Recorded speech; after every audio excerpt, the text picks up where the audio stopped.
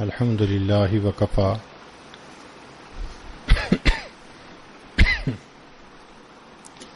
وسلام علی عبادہ الذین اصطفى اما بعد اعوذ باللہ من الشیطان الرجیم بسم اللہ الرحمن الرحیم قل ان کنتم تحبون اللہ فاتبعونی یحببکم اللہ سبحان ربک رب العزة عما یصفون وسلام علی المرسلین والحمد للہ رب العالمین اللہم صلی علی سیدنا محمد وعلی آل سیدنا محمد وبارک وسلم اللہم صلی علی سیدنا محمد وعلی آل سیدنا محمد وبارک وسلم اللہم صلی علی سیدنا محمد وعلی آل سیدنا محمد وبارک وسلم قل ان کنتم تحبون اللہ، اے میرے حبیب صلی اللہ علیہ وسلم، آپ فرما دیجئے کہ اگر تم اللہ رب العزت سے محبت کرتے ہو فاتبعونی، تم میری اتباع کرو، یحببکم اللہ، اللہ تعالیٰ تم سے محبت فرمائیں گے۔ اس آیت مبارکہ سے یہ معلوم ہوتا ہے کہ جو شخص نبی علیہ الصلوۃ والسلام کی سنت پر عمل کرے، اپنے آپ کو سنت سے مزین کرے، وہ اللہ رب العزت کا محبوب بن جاتا ہے۔ اس کی مثال یوں سمجھیں کہ جیسے شادی کے موقع پر دلہن کو زیورات پہنائے جاتے ہیں تو وہ یہ سمجھتی ہے کہ جسم کے جس عضو پر زیور میں نے پہن لیا وہ عضو خوبصورت بن گیا۔ انگلیوں میں انگوٹھیاں ڈال لیں، انگلیاں خوبصورت، کلائی میں چوڑیاں ڈال لیں تو کلائی خوبصورت، کانوں میں بالیاں ڈال لیں تو کان خوبصورت، آنکھوں میں سرما ڈال لیا آنکھیں خوبصورت۔ اسی طرح مومن اپنے جسم کے جس عضو کو نبی علیہ الصلوۃ والسلام کی سنت کے مطابق بناتا چلا جاتا ہے، وہ عضو اللہ رب العزت کی نظر میں خوبصورت ہوتا چلا جاتا ہے۔ تو شادی کے موقع پر لوگ کتنی کوششیں کرتے ہیں کہ جی فلاں بیوٹی پارلر پہ لے جاؤ دلہن کو اور وہاں سے اس کو سجاؤ تاکہ پہلی نظر میں خامد کو پسند آ جائے۔ تو مومن بھی اپنے آپ کو سنت سے مزین کرے تاکہ اللہ رب العزت کو پسند آ جائے۔ عام طور پر دیکھا ہے کہ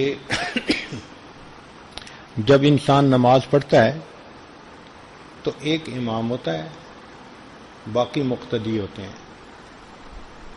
امام جو کرتا ہے مقتدی کو کرنا پڑتا ہے۔ امام نے قیام کیا، مقتدی قیام، امام نے رکوع کیا، مقتدی رکوع، امام نے اتحیات میں بیٹھا تو مقتدی اتحیات میں بیٹھے۔ جو امام کرے وہی مقتدی کو کرنا ضروری ہوتا ہے، تب اس کی نماز مکمل ہوتی ہے۔ اور اگر وہ امام کی پیروی نہ کرے، اقتداء نہ کرے تو اس کی نماز ہی نہیں ہوتی۔ امام نے فجر کی 2 رکعتیں پڑھ لی، مقتدی کہے جی آج تو بڑا اچھا موسم ہے 4 پڑھتے ہیں عبادت ہے، اس کی فجر کی نماز ہی نہیں ہوگی۔ امام کی اقتداء ضروری ہے۔ اور پھر اس میں مزے کی بات یہ کہ اکثر ارکان میں تکبیر ایک ہی ہے، اللہ اکبر۔ وہ اللہ اکبر کہتے ہیں تو رکوع میں چلے گئے، اللہ اکبر کہتے ہیں تو پھر سجدے میں چلے گئے، اللہ اکبر کہا تو سجدے سے اٹھ کے بیٹھ گئے، پھر اللہ اکبر کہا تو سجدے میں، پھر اللہ اکبر کہا تو اتحیات میں ہے تو ایک ہی لفظ نا، اللہ اکبر، لیکن مقتدی پہچانتے ہیں کہ اب امام کی منشا کیا ہے، لہذا اسی اللہ اکبر کے لفظ سے وہ کبھی قیام میں کھڑے ہو جاتے ہیں اور کبھی قعدے میں بیٹھ جاتے ہیں۔ تو معلوم ہوا کہ صرف امام کی اقتداء ہی نماز میں نہیں کرنی ہوتی، امام کی منشا کو بھی پہچاننا ہوتا ہے۔ نبی علیہ الصلوۃ والسلام ہماری پوری زندگی کے امام ہیں، ہماری زندگی ایک نماز کی مانند ہے اور نبی علیہ الصلوۃ والسلام اس کے امام ہیں، ہم مقتدی۔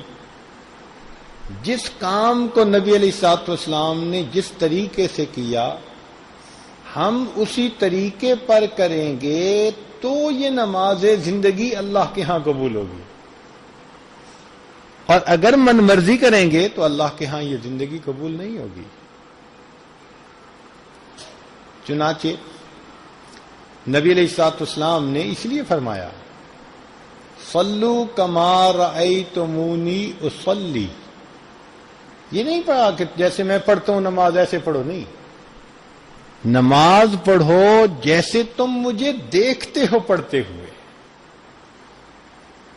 تو نبی علیہ الصلوۃ والسلام کی ایک ایک عادت کو اپنانا، طریقے کو اپنانا، رفتار میں، گفتار میں، کردار میں، لباس میں، کھانے پینے میں، معاشرت میں، زندگی کے ہر کام میں، یہ چیز انسان کو اللہ رب العزت کا محبوب بنا دیتی ہے۔ جتنا زندگی نبی علیہ الصلوۃ والسلام کی سنت کے مطابق ہوتی جاتی ہے، انسان اتنا اللہ رب العزت کی نظر میں محبوب ہوتا چلا جاتا ہے۔ آپ نے کئی مرتبہ تجربہ کیا ہوگا کہ درزی کے پاس آپ اپنی ویسٹ کوٹ لے جائیں اور کہیں کہ بھئی اس سائز کے مطابق میری ویسٹ کوٹ بنا دیں، اور جب آپ جائیں تو گلا مختلف، سائز مختلف، تو آپ ویسٹ کوٹ قبول کریں گے؟ بالکل نہیں، آپ کہیں گے کہ تم نے میرا کپڑا ضائع کر دیا۔ اگر ہم 1 انچ کا فرق برداشت نہیں کر سکتے تو اللہ رب العزت نے بھی اپنے پیارے حبیب صلی اللہ علیہ وسلم کو نمونہ بنا کر دیا۔ قرآن مجید میں فرما دیا لقد کان لکم فی رسول اللہ اسوۃ حسنہ، تمہارے لیے رسول اللہ صلی اللہ علیہ وسلم کی اسوہ بہترین نمونہ۔ اب ہم اگر اس نمونے کی پیروی نہ کریں گے تو اللہ رب العزت کے ہاں ہماری زندگی کیسے قبول کی جائے گی؟ محبت کا تقاضا بھی یہی ہے، ان المحب لما یحب مطیع، محب جس سے محبت کرتا ہے اس کا مطیع ہوتا ہے۔ ہم نے دیکھا چھوٹا بچہ وہ دودھ کو دودو کہہ دیتا ہے تو ماں اور باپ دونوں دودو کہہ رہے ہوتے ہیں۔ بھئی وہ تو بچہ تھا، آپ تو بڑے ہو، دودو کہیں گے، اس لیے کہ بچے کا دودو کہنا انہیں اچھا لگا، اس لفظ کو اسی طرح۔ تو جس بندے کو نبی علیہ الصلوۃ والسلام کے ساتھ سچی محبت ہے وہ ہر کام کو نبی علیہ السلام کے طریقے پر کرنے کی کوشش کرے گا، اور قیامت کے دن اسی عمل کو قبول کیا جائے گا جو سنت کے مطابق ہوگا۔ ہم نے دیکھا کہ شہروں سے باہر سلاٹر ہاؤس بنے ہوتے ہیں جہاں جانوروں کو ذبح کیا جاتا ہے، صبح تمیلا، وہاں پر گورنمنٹ کا ایک آدمی متعین ہوتا ہے، جو جانور صحیح طریقے سے ذبح ہوتا ہے وہ اس کے گوشت کے اوپر مہر لگا دیتا ہے، اور جب دکاندار یہ جانور لے کر شہر کی طرف جاتے ہیں تو شہر میں پولیس کے بندے موجود ہوتے ہیں، وہ جب ان کی گاڑی آتی دیکھتے ہیں تو کہتے ہیں روکو، دکھاؤ مہر والا گوشت ہے۔ اگر مہر لگی ہو تو جانے دیتے ہیں، مہر نہ لگی ہو تو وہ کہتے ہیں کیا پتہ کسی نے مردہ جانور کھال اتار کے لا رہا ہو کھلانے کے لیے، وہ اس کو روک دیتے ہیں۔ جس طرح دنیا کی حکومت مہر لگے جانور کو اندر جانے دیتے ہیں، قبول کرتے ہیں، قیامت کے دن اللہ رب العزت کا بھی یہی معاملہ ہوگا۔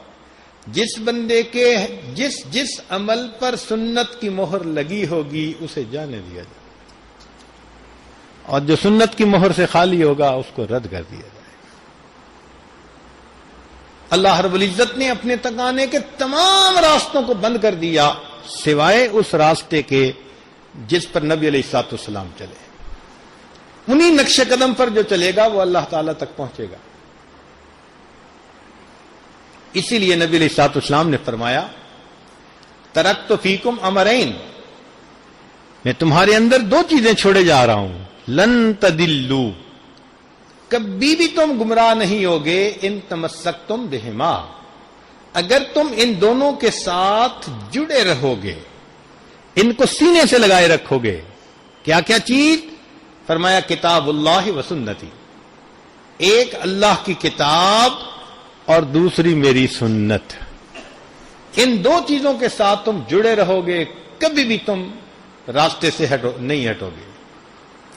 اور ایک جگہ پر فرمایا کہ جس نے میری سنت سے محبت کی اس نے مجھ سے محبت کی، اور جو مجھ سے محبت کرے گا وہ جنت میں میرے ساتھ ہوگا۔ اس لیے سنت سے محبت کا ہونا در حقیقت نبی علیہ السلام سے محبت کا ہونا۔ نبی علیہ السلام نے ارشاد فرمایا من تمسک بسنتی عند فساد امتی فلہ اجر 100 شہید، جو میری سنت پر اس وقت عمل کرے جب امت میں فساد آ گیا ہو۔ کیا مطلب؟ جب اس سنت کو معمولی سمجھ کے چھوڑ دیا گیا ہو۔ فرمایا کہ اس عمل کرنے والے بندے کو 100 شہیدوں کا ثواب عطا کیا جائے گا۔ چنانچہ جب بھی پرکھنا ہو اپنی زندگی کو تو سنت کے اوپر پرکھو۔ جیسے سنار کے پاس زیور لے کے جاؤ تو اس کے پاس ایک کسوٹی ہوتی ہے، وہ اس سونے کو گھسا کر چیک کر لیتا ہے کہ یہ سونا صحیح ہے یا ملاوٹ والا ہے۔ بالکل اسی طرح اگر بندہ اپنی زندگی کو دیکھنا چاہے کہ اللہ کے ہاں قبول یا نہیں تو اس کو سنت کی کسوٹی کے اوپر دے گا۔ اگر ہر عمل ہر کام سنت کے مطابق ہے یقیناً اللہ رب العزت کے ہاں قبول۔ امام مالک رحمۃ اللہ علیہ فرماتے تھے کہ نبی علیہ الصلوۃ والسلام کی سنت کشتی نوح کی مانند ہے، جو کشتی نوح میں بیٹھ گیا وہ طوفان سے نجات پا گیا، جو نبی علیہ الصلوۃ والسلام کی سنت کی کشتی میں بیٹھ گیا وہ زمانے کے فتنوں سے نجات پا گیا۔ جنید بغدادی رحمۃ اللہ علیہ کا ایک مرید تھا، 10 سال ان کی صحبت میں رہا، کہنے لگا حضرت اجازت دیجیے۔ کیوں بھائی؟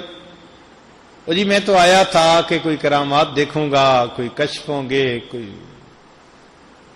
اور یہاں تو 10 سال میں نے کچھ بھی نہ دیکھا۔